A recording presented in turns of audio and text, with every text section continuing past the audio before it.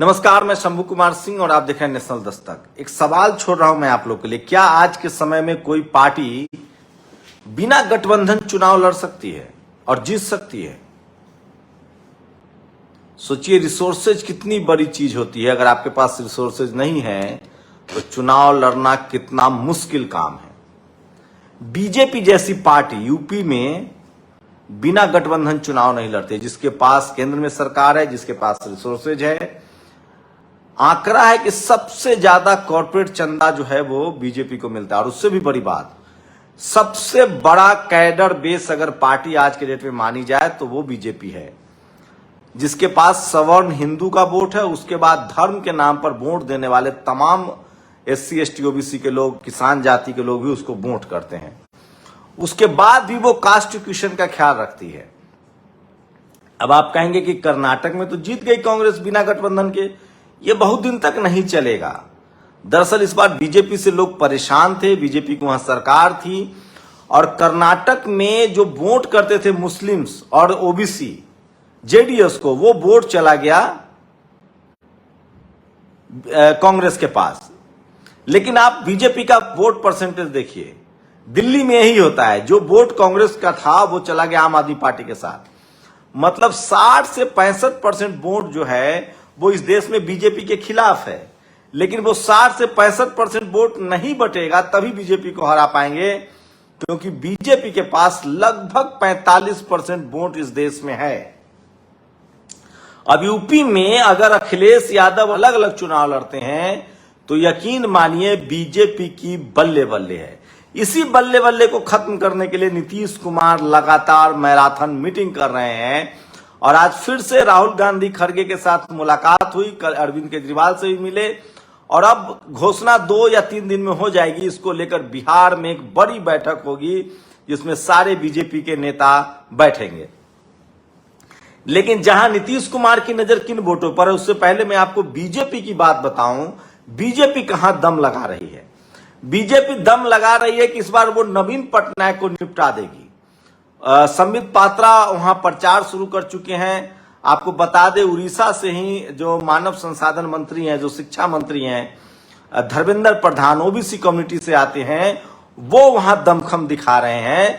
मतलब जो नुकसान बिहार से, झारखंड से और यूपी से होगा, उसकी भरपाई उड़ीसा से होगी। उसके बाद बीजेपी को कर्नाटक से भी नुकसान होगा, उसकी वो कोशिश है कि उसका भरपाई केरल से हो।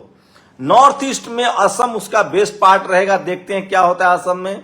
लेकिन बीजेपी इसलिए बैकफुट पर है क्योंकि उसके जो वोट हैं वो आपको बता दें कि मध्य प्रदेश, राजस्थान, छत्तीसगढ़, हरियाणा, यूपी, बिहार, इन जगहों से, झारखंड, इन जगहों से बीजेपी ने शानदार प्रदर्शन किया था।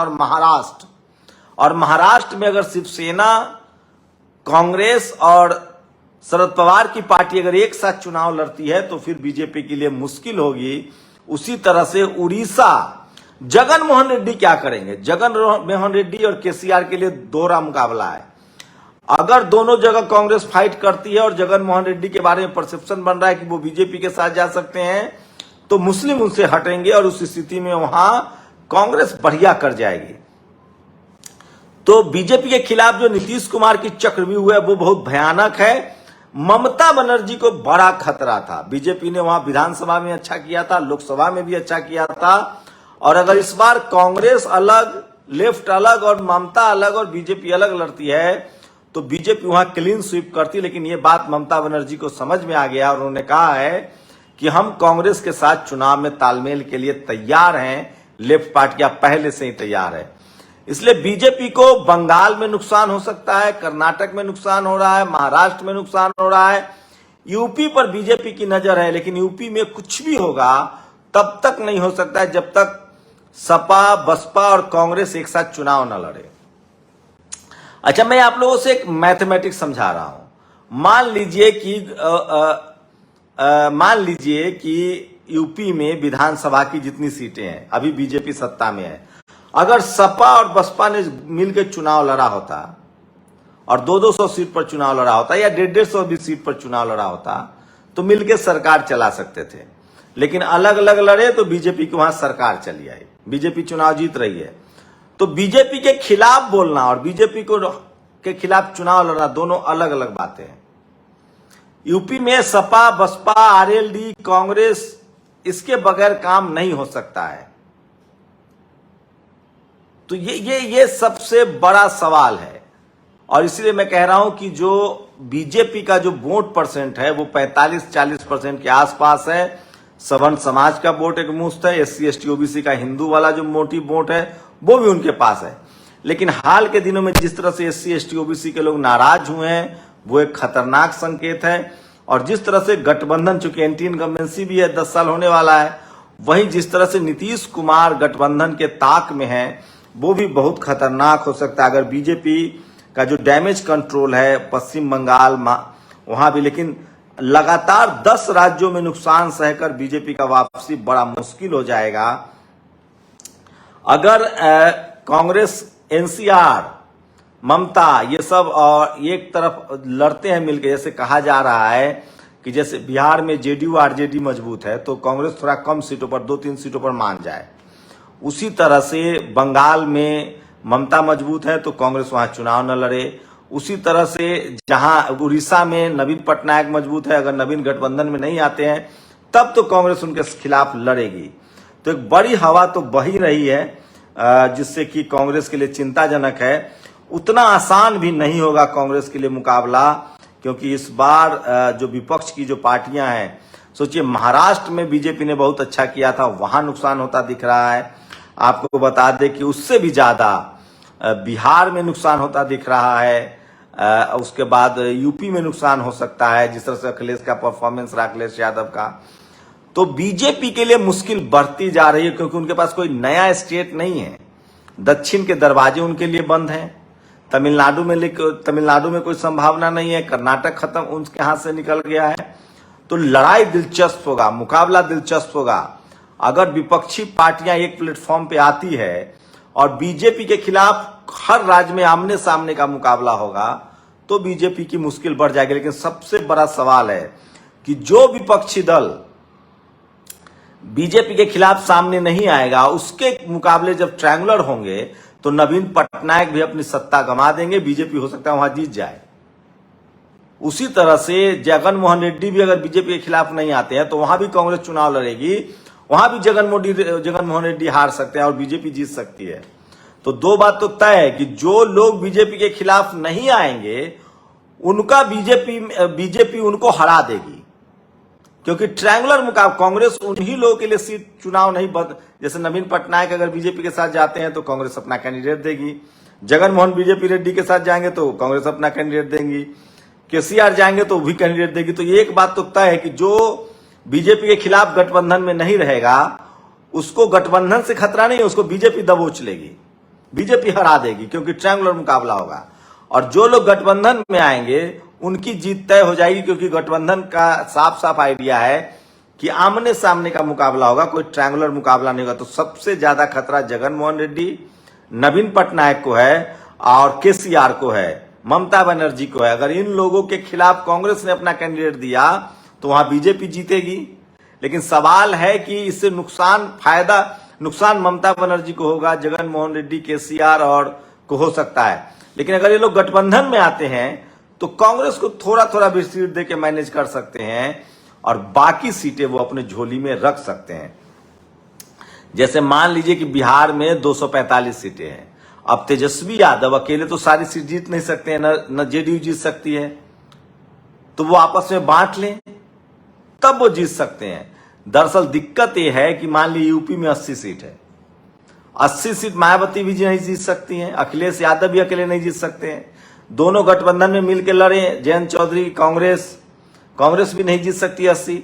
लेकिन आप कल्पना कीजिए कि 25 seat Akhilesh Yadav, 25 seat Mayawati ji, 50 seat बचा 30 सीट, 30 सीट में जयंत चौधरी, कांग्रेस, राजभर या तमाम लोगों को अगर दिया जाए तो भी फायदे में रहेंगे। लेकिन अगर ये लोग अकेले अकेले लड़ेंगे तो कुछ भी नहीं बचेगा। तो कोशिश ये तमाम विपक्षी नेताओं को लग गया है कि अलग अलग लड़ेंगे तो सरकार बीजेपी की बनेगी, एक साथ लड़ेंगे तो हम अपने अस्तित्व बचाने की लड़ाई बचा सकते हैं। तो क्या लगता है, क्या सपा बसपा बिना गठबंधन चुनाव लड़के बीजेपी को हरा सकती है? आप लोग की क्या प्रतिक्रिया, अपनी प्रतिक्रिया जरूर दीजिए। उसके बाद कांग्रेस का असली चेहरा फिर से सामने आने लगा। बहुत गलत हुआ है। एक टीचर ने एक पोस्ट लिखा, उसके आधार पर उसको सस्पेंड कर दिया गया है। तो देखिए, जो रास्ता बीजेपी ने बताया है कांग्रेस उस पर चल रही है, और ये बहुत ही गलत बात है कि एक प्राइमरी स्कूल के टीचर को महज इस वजह से सस्पेंड कर दिया गया क्योंकि उसने फेसबुक पोस्ट में सीएम के खिलाफ कुछ सवाल उठाए थे। यही मैं कह रहा हूं कि किस तरह से ये लोग इस तरह से ये बीजेपी ने जो रास्ता दिखाया है उस पर तेजी से अब कांग्रेस भी चलने लगी है।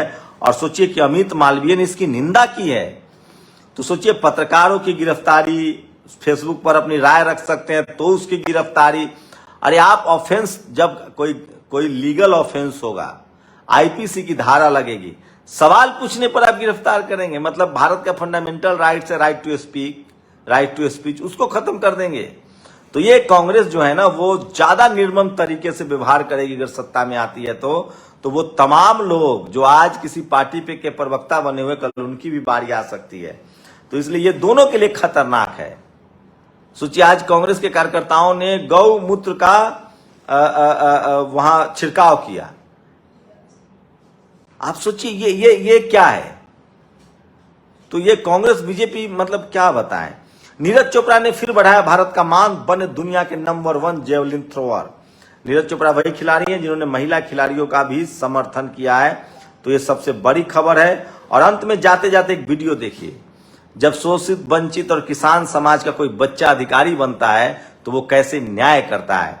डीएसपी संतोष पटेल हैं जो लगातार, बताइए, झुग्गी झोपड़ियों में जाकर भी मामले को सलटाते हैं और निदान करते हैं। इसलिए मैं कह रहा हूं कि गरीब, शोषित, वंचित समाज के लोग जब सिस्टम में जाते हैं तो वो डेमोक्रेसी, सिस्टम और इंसानियत को मजबूत करते हैं और संविधान, कानून, पुलिस पर और इकबाल जो है, भरोसा जो है बढ़ता है। ये वीडियो देखिए। ये इंदर आदिवासी हैं, सहारिया समाज के हैं और बाहर मजदूरी करने गए थे। जो भी घटना घटी हो, इनको आंखों की रोशनी चली गई और दिखाई भी नहीं दे रहा। कोई बाहरी चोट नहीं है। ये अशिक्षित हैं, गरीब हैं। इन्होंने जितना छोटे मोटे अस्पताल में दिखाया, लेकिन पिछले 3-4 महीने से घर पर ही बैठे हैं। मैं कल यहाँ पर एक अपराध विवेचना में आया था तो एक युवक पेड़ के नीचे बैठा था, पानी के लिए चिल्ला रहा था। तब मुझे लगा कि ये देखना चाहिए। थोड़ा बाल भी बहुत बड़े बड़े थे तो ऐसा लग रहा था जैसे मेंटली डिस्टर्ब हो। लेकिन जब पता चला वास्तविकता की अभी 2-3 माह पहले ही ऐसी दुर्घटना हुई है, और जब हम पास में आए तो इसके बोल रहा था कि कोई बड़ा आ रहा है। तो मतलब इसको आभास हो रहा है, नाकों से इसको आवाज है, नाक से बोल रहा है कि सेंट की स्मेल आ रही है। तो कोई भी व्यक्ति, कोई भी डॉक्टर हमारे अगर इच्छुक हो इसकी मदद कर सके तो मेरा आग्रह है। और बाकी मैं भी अपने स्तर पर जो भी शासकीय अस्पताल में डॉक्टर साहब लोगों से बात की है, प्रयास कर रहा हूँ और उम्मीद करता हूँ, ईश्वर से प्रार्थना करूंगा कि जल्दी स्वस्थ हो जाए। क्यों सुनाई दे रहा क्या? सुनाई भी नहीं दे रहा, दिखाई भी नहीं देता। कैसे हुआ ये? काम करने का जाना, क्या करूँ, अचानक खराब हो गई। बढ़िया लड़का था, काम भी करता बढ़िया। लौट गया तो बीमारी हो गया। कहाँ गया था? ये 3-60 काम पे गया। तो जब लौट के आया तब कैसा था? बीमार था, ऐसे जलना होगा, कुछ भी नहीं दिखाता ना सुनाई पर। और पहले जब गया था तब बढ़िया, अपने जैसी नहीं। तो जिसके यहाँ काम कर रहा था उसने कुछ नहीं बताया? उसने कुछ नहीं बात कही। ये थोड़े बहुत कानूनी में तरह से पैसे देते, थोड़े बहुत नहीं जाते, हम को पर बता देंगे साहब। कहाँ जाते, अनजान दिखाते। इलाज करवाया कहीं? दिखा प्राइवेट में थोड़ा बहुत, कोई पता नहीं पड़ी। सरकारी में क्यों नहीं दिखाया? सरकारी में जान पहचान नहीं है साहब।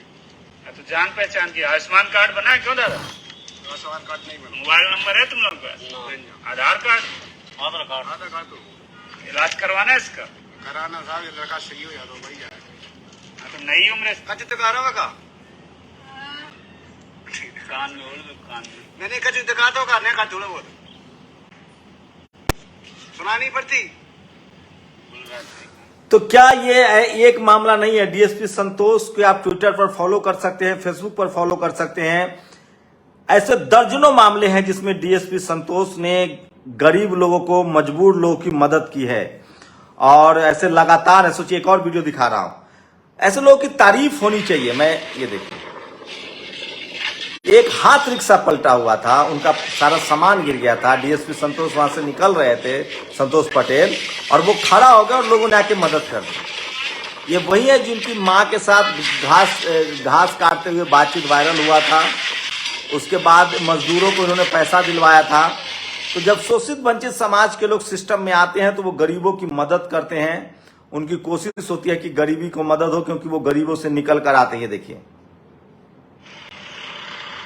चोरों को वाली कुछ काम है कि बेटा परेशान रहा करते हैं। ये बता, ऐसे लड़के अच्छे होते हैं कि बुरे, जो मातारी बाप को मारते पीटते हैं? अब बेटा देख जाने का भगवान जाने। तो ये डीएसपी संतोष हैं जो लगातार जरूरतमंदों की मदद करते रहते हैं। और मैं फिर कह रहा हूं कि ऐसे लोगों की तारीफ होनी चाहिए। और मैं इसलिए कह रहा हूं कि इस देश में जब तक डाइवर्सिटी नहीं आएगी, जब हर कम्युनिटी के लोग सिस्टम में नहीं आएंगे, तो ये सिस्टम और बेहतर नहीं हो सकता है। सोचिए कि आज के समय में एक डीएसपी अधिकारी जब आपके दरवाजे पर जाके आपको न्याय दिलाए तो वो शानदार है। लेकिन सवाल है कि सिस्टम कब तक इनको करने देगा, ये भी सबसे बड़ा सवाल है। लेकिन जो मेहनत कर रहे हैं, जो जिस तरह का दर्द, जिस तरह का सेंसिटिवनेस, संवेदनशीलता संतोष पटेल दिखा रहे हैं, वो काबिले तारीफ है। इससे पुलिस प्रशासन, देश के संविधान, कानून पर लोगों का भरोसा बढ़ता है। नेशनल दस्तक की आपसे गुजारिश है कि अगर इसको बचाना चाहते हैं तो नेशनल दस्तक को सब्सक्राइब करने के लिए रेड कलर के सब्सक्राइब बटन को दबाएं, फिर बेल आइकन की घंटी दबाएं। नेशनल दस्तक को बचाने के लिए बहुत जरूरी है कि हर खबर को शेयर करें, लाइक करें, कमेंट जरूर करें।